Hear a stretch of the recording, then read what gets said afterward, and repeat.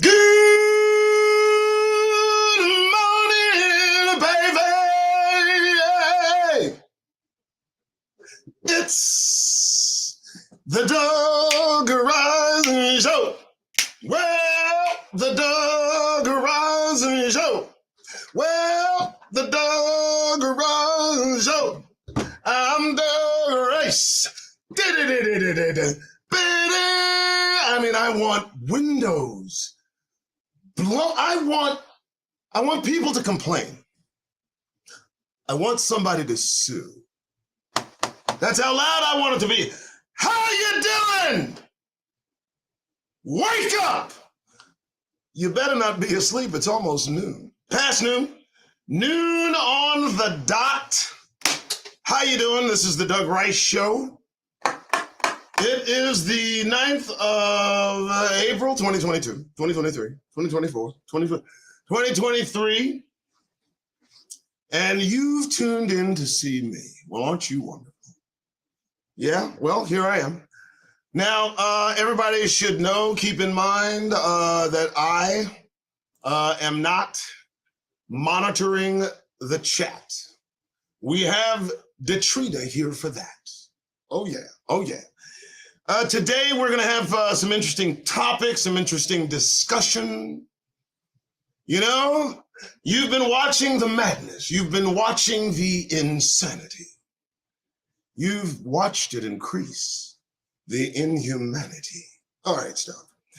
So thanks for tuning in. I appreciate it. Please like, subscribe, share, comment, give.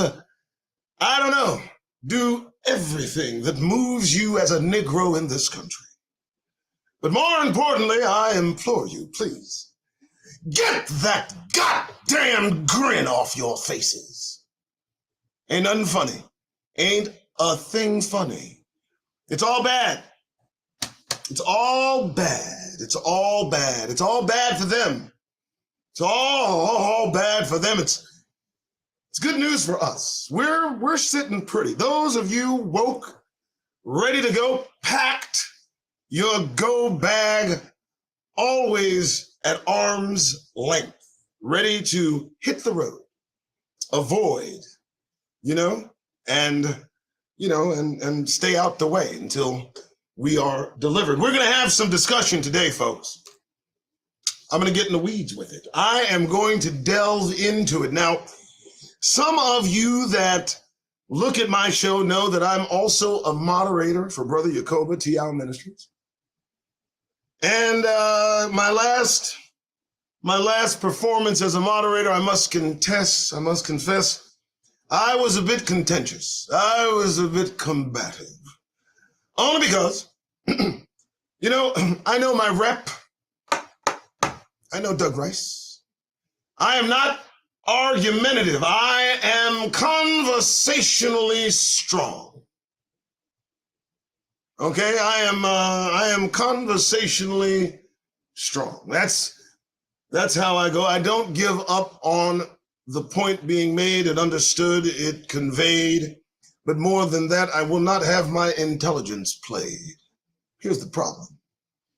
On a public forum, I'm doing my job, just making sure shit's going on. I don't expect to have to fend off ne'er-do-wells that don't like what I say. Let me explain something, Negroes. Quite a few of you will not like what I say because, well, I'm fucking say it. That's all. But today, we'll get into it. Let me first clear up emphatically that I do not differ in the slightest with Brother Yacoba, with T.I. Ministries. That is ridiculous. I say unequivocally, if you can leave, get the hell out. If I could, I would. But we are going to examine why we leave, going where, to do what exactly. So you guys know my format. You know what I do. I got 7 topics. You probably can never see that shit. But anyway, I wrote them down. Detrina is at the ready, always ready to boot anybody that needs booting, and booting will occur. So we got 7 topics. And then we're going to peruse Negro news. We're going to find out the reason you need to keep that grin off your face. We're going to get into the details and bring the receipts. Okay. So again, thank you all for showing up. Appreciate you. Let's get into it, shall we? It's 12:05. Let's see how long I can keep this live. Okay, here we go. So first things first, you know the conversation. Some of you tune in to TI Ministries. Folks are making plans. They're making plans. I hear you. What are you going to do? What are you going to do? What are you going to do? Going where to do what? That's my problem. See, what drives you to go? You want to go? I wanted to go. Remember, I did the whole agenda thing, the 5,000 acres, and then I kind of let it fizzle because it didn't feel like fleeing. You understand what I'm saying? Now, we talk about flea doctrine. I don't know where that comes from. Flea doctrine in my mind means shaking these fleas off our backs when we got something to say. You know, I do that occasionally. I get them out of my fucking way. But flea doctrine, if you intend to call it flea doctrine, then let's examine the word as it happens to be used in the context. Flee. Flee Babylon. Not move. Not relocate with a whole new idea and future to set your stake and claim on that which is certainly promised to be destroyed. No, fleeing means pursuit is occurring. Fleeing means there is danger afoot.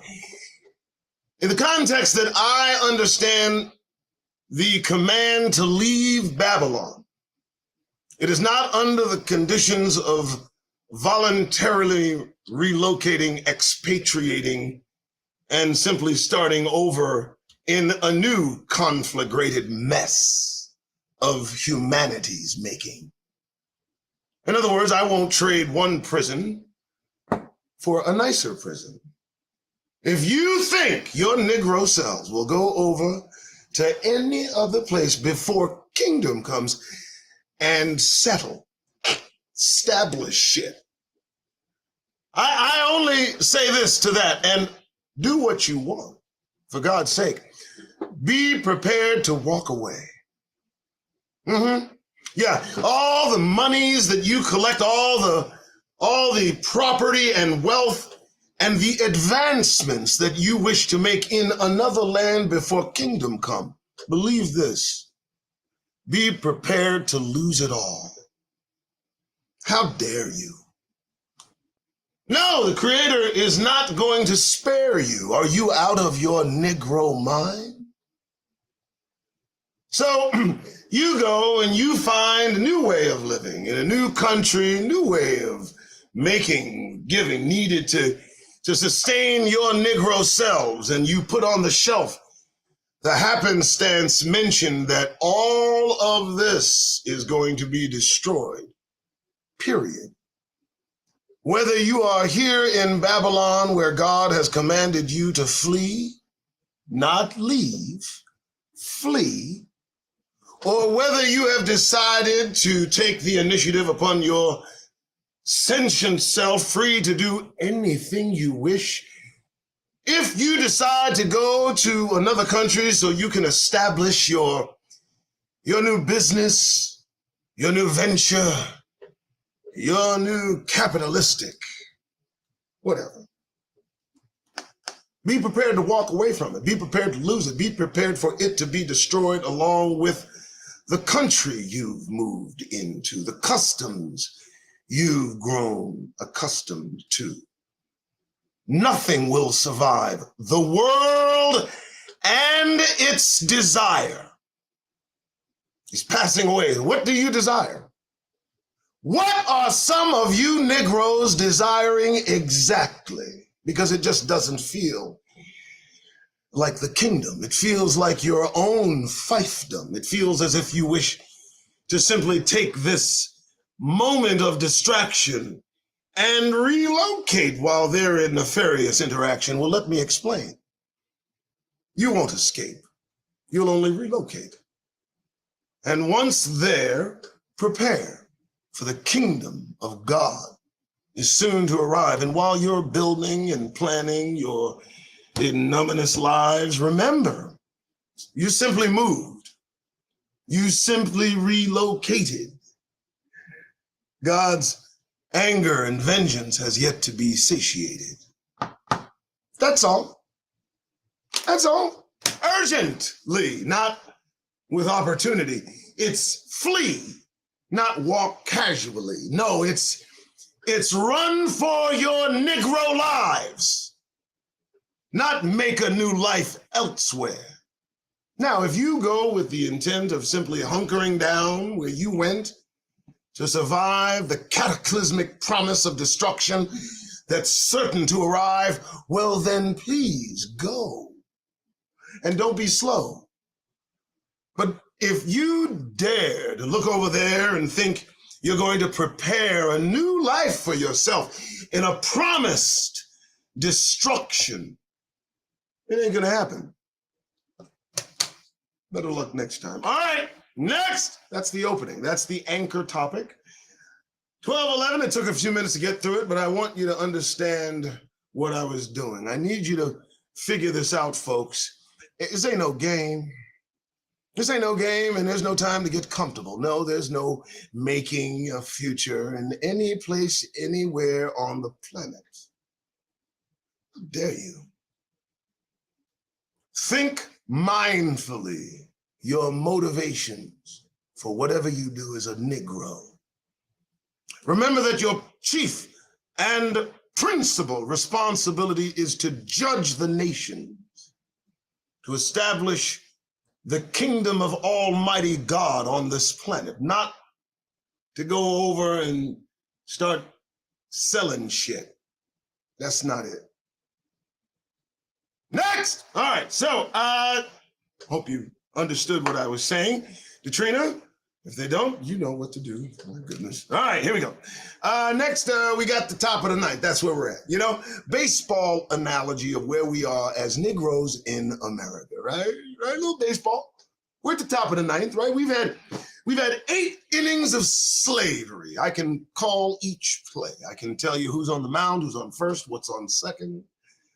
What do you say? I mean, and we've been through the gambit, have we not, together? Negro family, right? For those of us that have wandered about into the territory of the enemy, I bid them a fond farewell. Get out of my goddamned face. But we are at the top of the 9th inning and nearly out of this place. Some Negroes think it's a game. Some Negroes have gone completely insane. Some Negroes are not paying attention while in every manner these rancid individuals mention how they intend to go about bringing our end. The top of the 9th. We're on the precipice of wickedness, if you understand. I mean, think of how they are setting up the terrain. They have a plan.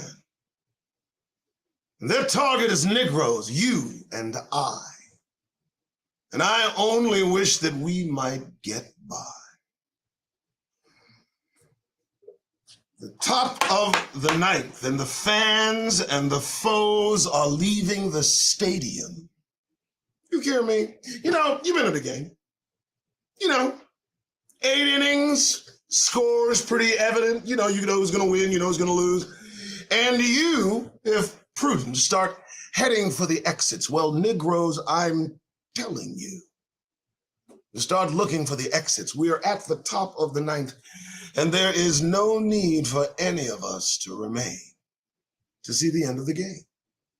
We know how it ends. And I believe they intend to torch the whole stadium after closing the door. So I only pray that you save you and yours.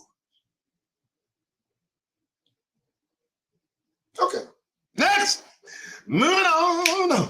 The Doug Riceshow Show, I am the baby, the Doug Riceshow Show. Do I get fill-in music?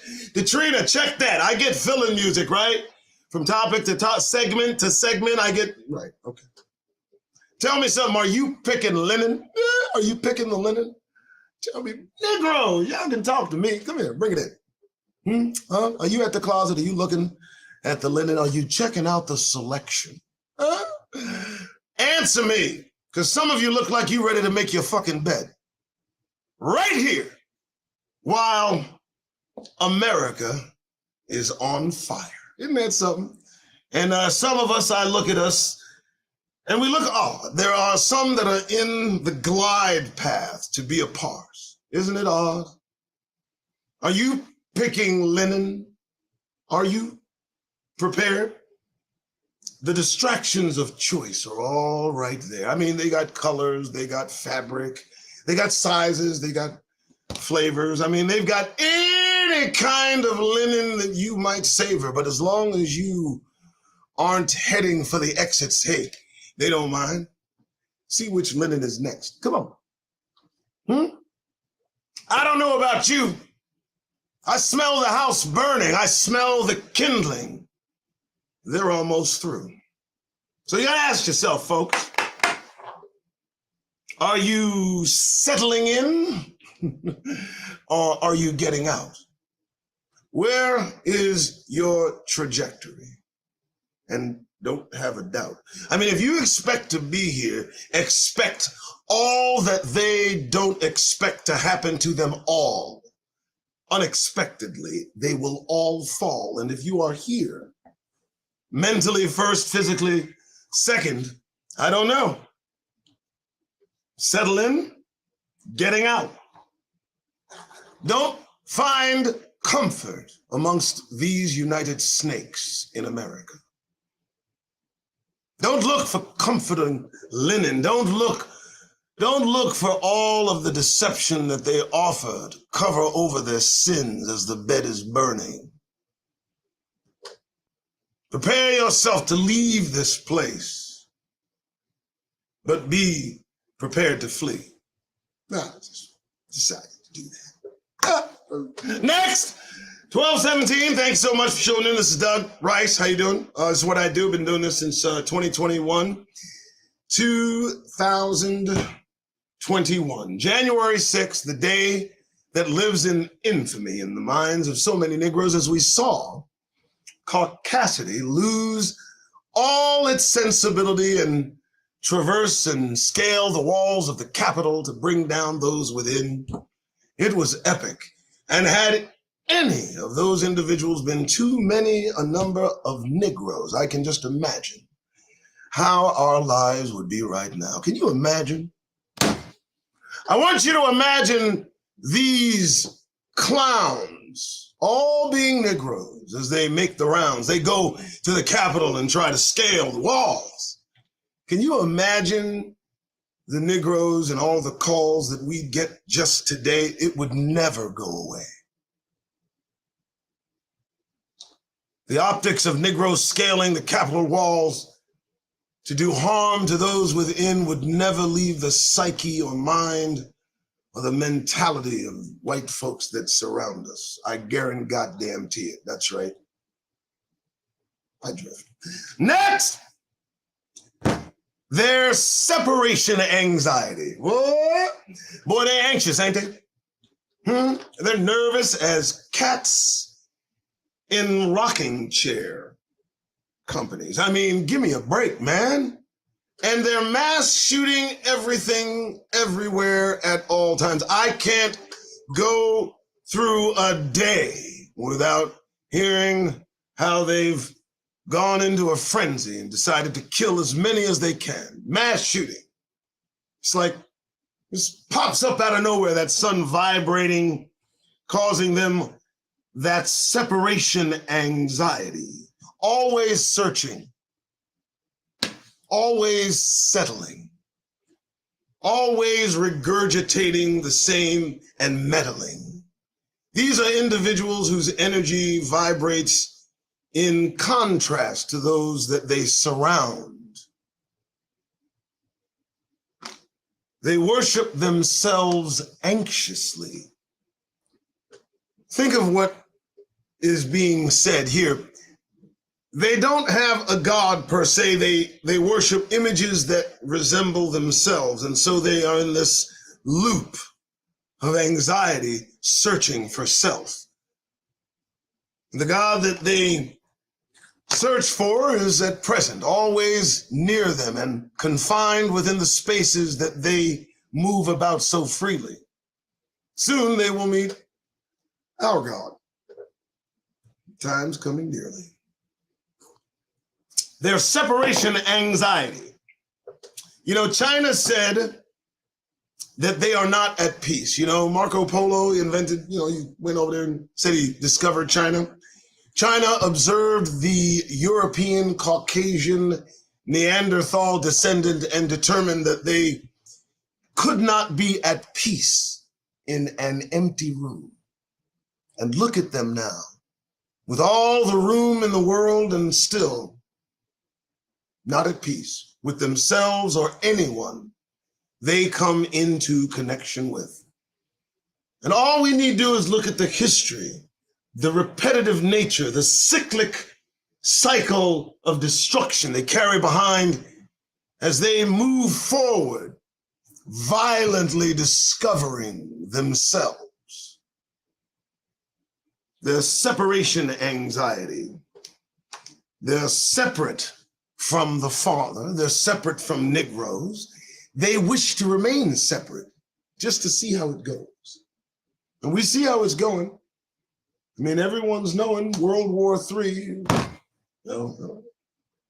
Separation anxiety, eh? A little nervous.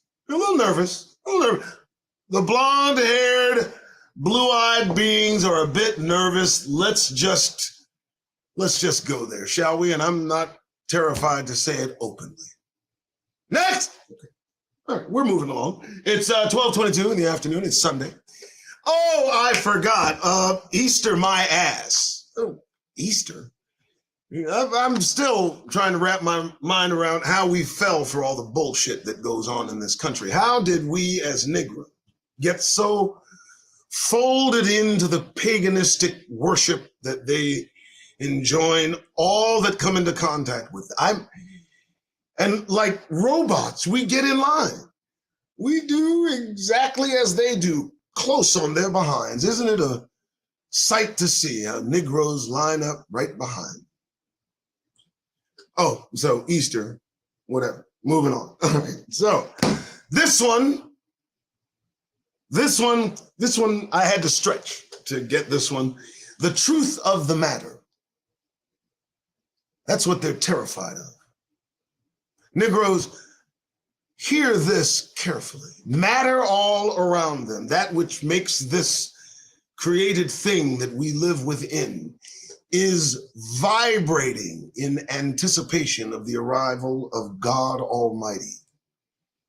That is what is driving these weakened beings insane. They're not getting stronger, they're getting weaker. The truth of the matter, the world, the matter that makes up the world, groans. We've got the anticipated earthquakes that are soon to arrive. We've got earthquakes in the past that have taken so many lives. The truth of the matter, it signals, it responds, it tells the very fabric of creation. It screams, it yells. We're looking outward. They're seeing black holes tear through the fabric of existence. Something seems to agitate matter into truth-telling. Truth of the matter. Yes, we are experiencing, living through matter expressing itself truthfully. And if you sit ever so still, you can feel that energy resonate within your mental. I would dare say that a lot of us have our pineal glands on full active. I'm sure you can tell. Moving on, truth of the matter. Well, I think it did well. Who is like our God? What? You know, who? Who is like our God? Now, I know how their gods are. They keep worshiping. They keep acting. They keep doing. They keep expressing exactly who their gods are. But who is like our God? Negroes are. Negroes are like our God. You and I will recognize God Almighty as soon as he arrives, as soon as the presence of the creator of all things makes itself felt.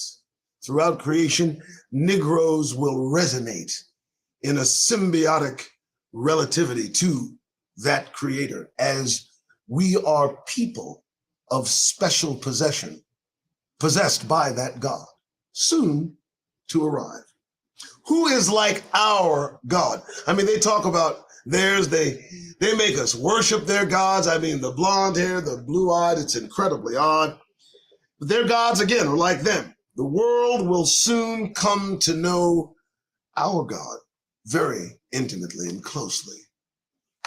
I mean, it's the only God that's not here, that's not, showing up and making things happen. He likes to make an entrance. Just kind of arrive. It's going to be interesting. So, who is like our God? We might ask the question, who is not like our God? Well, more likely those that don't like Negroes will find themselves at odds with our Negro God. I ended it on a positive note. I tried. That's all I got. Finally, I know some of you are just so happy to hear that, your Negro royalty. I say that as excitingly as I possibly can. It's a topic that we avoid and don't talk about and don't circulate amongst ourselves. Our station has been denied us and us alone. Consider this. Any other peoples that claims a royal personage is recognized, esteemed, held in high regard no matter where they are. But Negroes, the royal nation of Negroes trapped within the confines of the Americas, are denied their royal selves. How dare they? A fact to foster. That's what this is. That's what this Negro royalty is. It's a fact that each of us must foster. We must make it grow, first within ourselves and then within ourselves. If you understand, tied to the kingdom's subjugation is our royal Negro nation. If you don't recognize that you are of royal lineage, you are able to conduct yourself in a manner that is recognized not only by our enemies, but by our family. And if we treat one another as royalty, the marked change in our behavior toward each other would shock the system of those oppressors that are surround us, expecting us to act as they have trained us to act towards one another.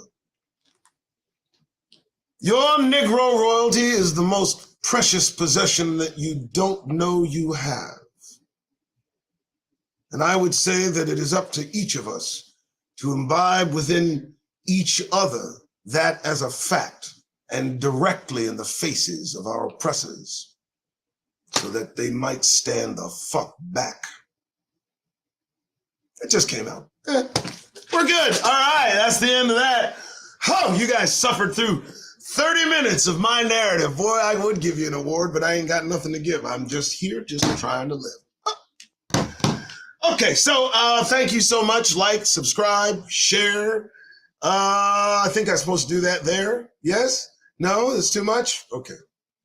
I do appreciate you guys tuning in and looking in and seeing in. And, some folks ask, why are you doing this? What's the point? The point is, we as Negroes need to develop the practice of walking about surrounded by those who look at us with ill will without a smile on our face. That's all. And I dare say I challenge any single one to go about a single day without a smile on your Negro face and see how you are regarded. See how differently you are accepted, or see how newly you might be rejected. See how you are questioned, your countenance, your attitude. They will not leave you be until they realize that is you. And they'll see. All right, so how do I do that? How do I make it serious? How do I get that step and fetch, that grin and cheese off Negroes' faces, please? Well, I think it's important that we check out the news, that we find out, that we peruse the facts. How are we treated in the United Snakes of America? What they think of us? Let's see. First, we got Texas governor seeks pardon of man convicted of murder in Black Lives Matter shooting. And look at him. Okay. Thought this was interesting. Greg Abbott, Texas governor, Republican, on Saturday seeks pardon of an Uber driver convicted of murder. And what did he do? Shooting a man at Black Lives Matter protests. So, as you can see, they don't have a problem blocking for the murder of Negroes. And not to say that he does not deserve to be pardoned, but you would expect there might be Negroes within the Texas correctional infrastructure that too might use a pardon of some sort. I don't know. Maybe I'm picking at the wrong tick. I don't know. Maybe it's just me. Seems interesting though. Next. Okay. He's working swiftly to do that, which is really interesting. I mean, he's working hard to get that done. So here we go, folks. I'm trying to figure this out. I don't know. The majority of now Detroit wants reparations for Black residents. What happens next? Nothing. I could have wrote that a big old NOTHING, nothing, because here's the deal. Detroit moves ahead with a plan to provide reparations to Black residents. A recent survey sheds some new light on Detroit's perceptions of racial inequality and the role of the government should play in addressing such issues. Well, my. Isn't this convenient? Seems they want to pay us off, folks, and I won't have it. I don't know what's going through their minds, but first let's examine. Not a single check will be cut without resistance from Hispanics. We already know that there will be white males that will lose their minds once it's determined checks are to be cut. But I can tell you this, folks, the moment you take that money, you'll know what's what. That's a payoff, it's a bribe. I don't know, maybe not. If instructed by the Creator to take this money, I will. But I can't imagine taking the blood money or letting it fill my pockets. Some will. We know. Next! I'm just, news, folks. It's news. It's news. Is this making them happy? I don't know. Black unemployment tumbled to a 50-year low in March. Let me ask you folks, what's black unemployment? And more than that, how is Mac Willowski qualified to write about black unemployment at a 50-year low? You would think that'd be left to one of us to at least write about it, but no. They got Matt Willowski writing about black unemployment. No, that's all bullshit. First, what's black?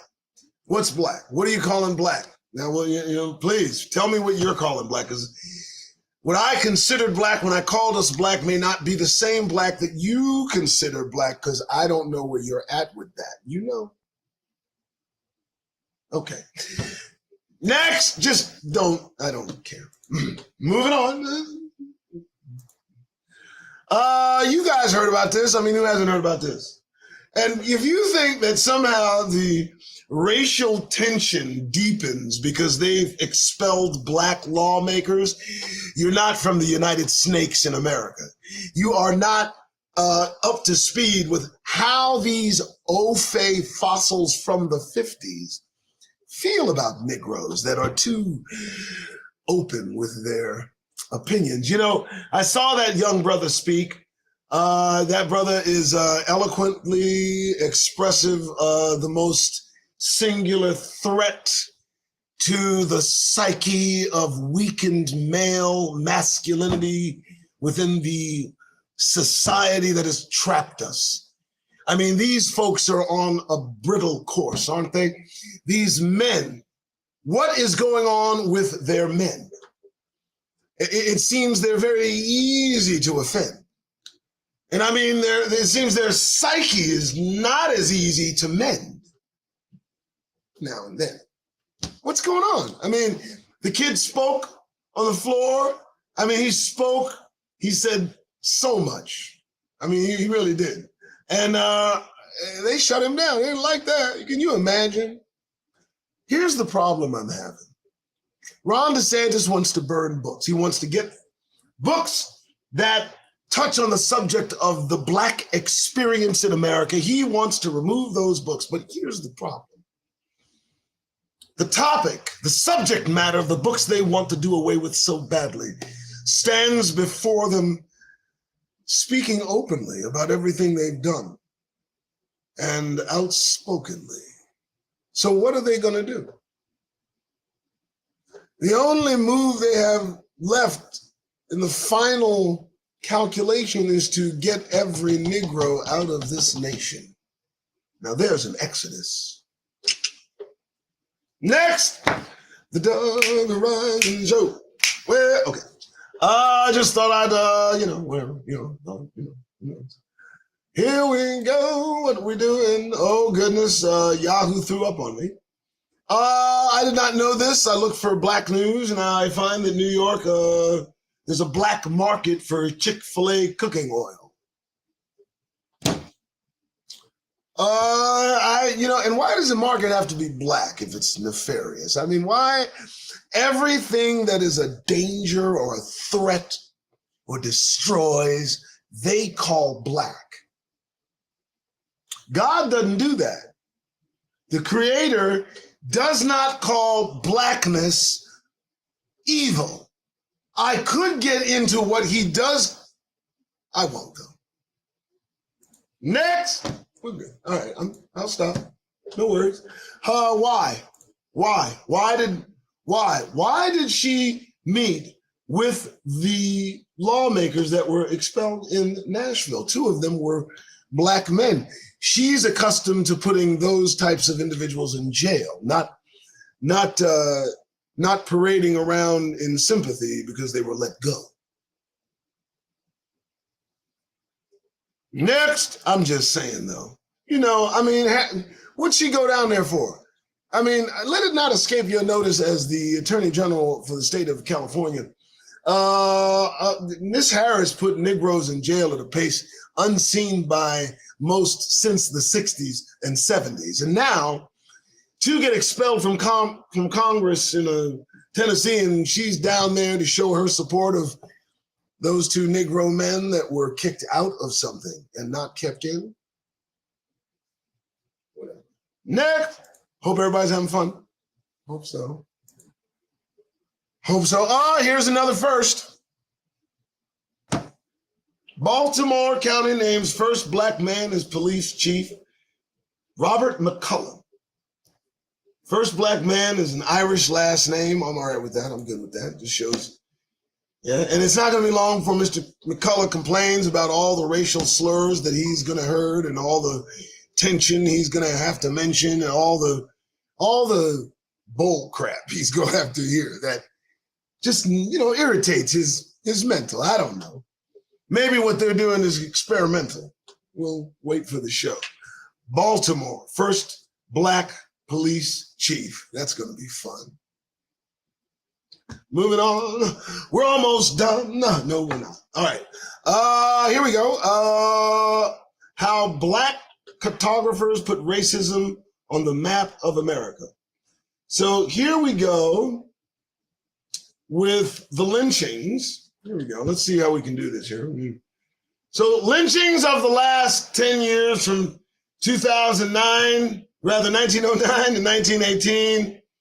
And we can see that Texas has 106. Mississippi had 60. Louisiana had 64, coming in a close second to Mississippi, as they normally do. Georgia, 128. Oh my God, leading the pack is Georgia. Between the years of 1909 and 1918, Georgia lynched 128 Negroes.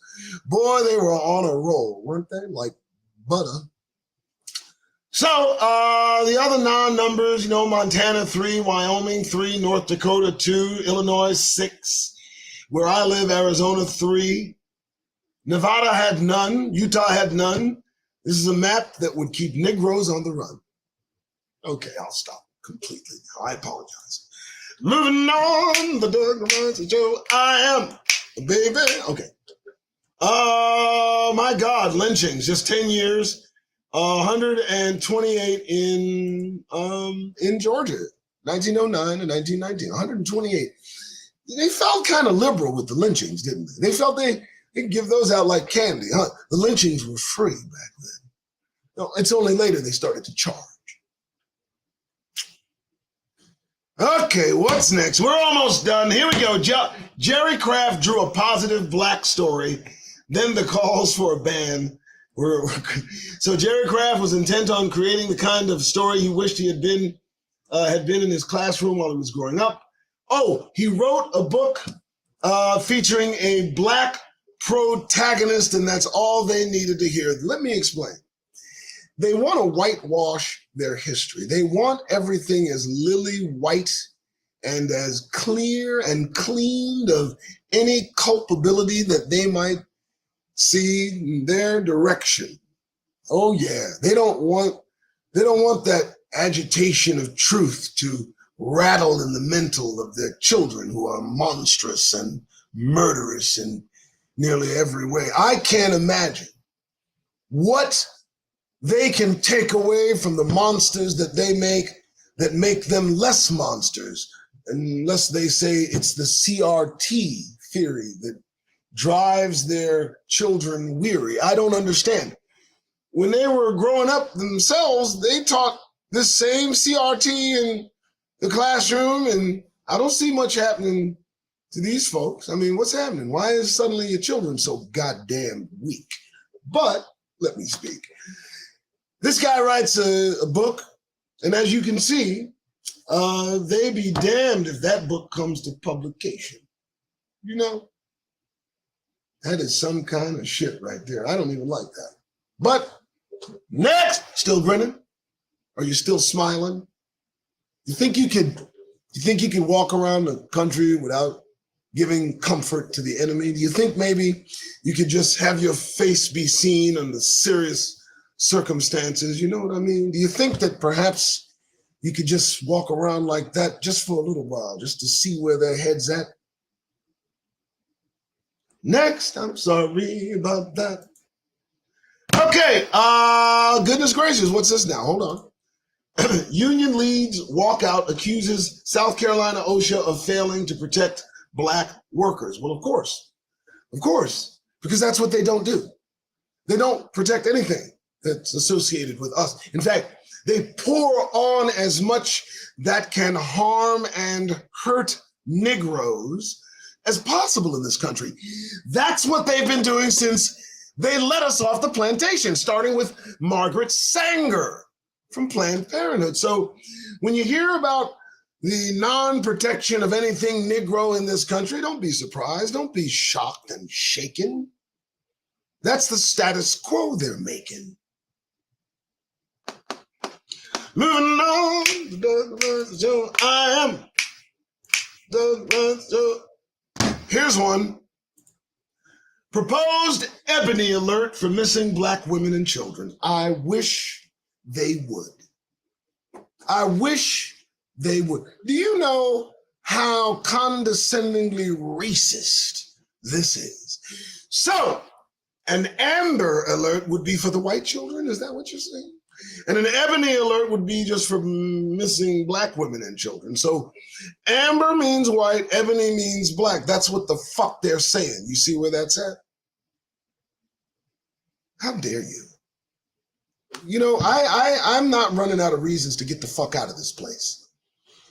I'm finding new reasons every goddamn day that we need to get the fuck out their way. You hear me? And I won't have any ushering us along. I won't have any goddamn one of us inviting us to leave. I will put my verbal foot up their mental asses if I hear that shit. Now, I'll leave under my own circumstances. But it's obvious we must at some point. All right, moving on. We're almost done. Relax. Relax. I don't know. Let me see what I got here. What do we got? No. Black men went to Australia for gold. Don't do that. Don't do that. Hey, this ought to be interesting. AOC here, Ms. Cortez, says Supreme Court upholds the abortion pill block. It could initiate a national abortion ban. Well, yes. Yes, it could.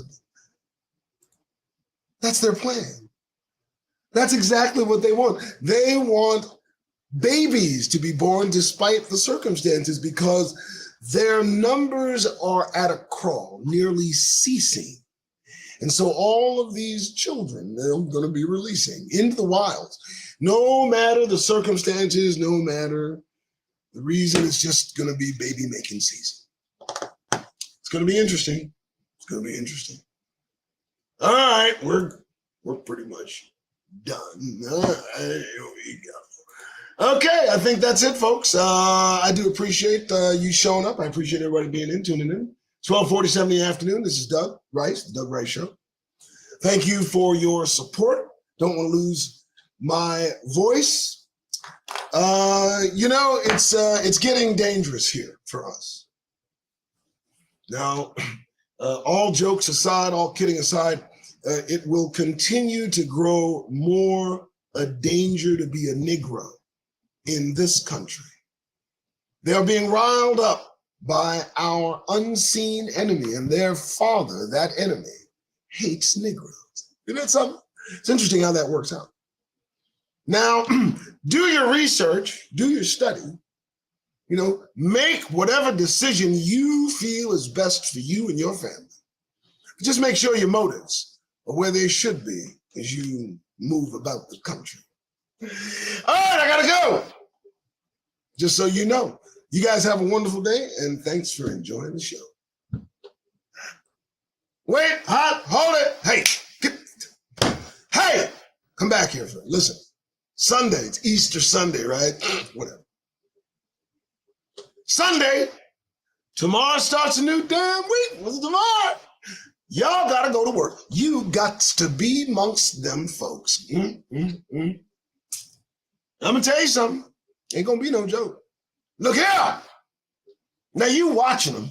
You at work, you watching them. You watching as it slowly dawns on them that they should be in their feelings. And I tell you, Negroes, those feelings, they'll soon be revealing. Now, right now, while they're working with sociable creatures, you're not gonna see all their less sociable features.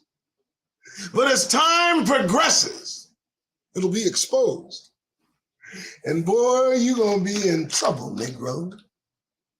So do yourself a favor while you are in their spaces. Get that goddamn grin off your Negro faces. Okay, they gotta go. Thanks, sir.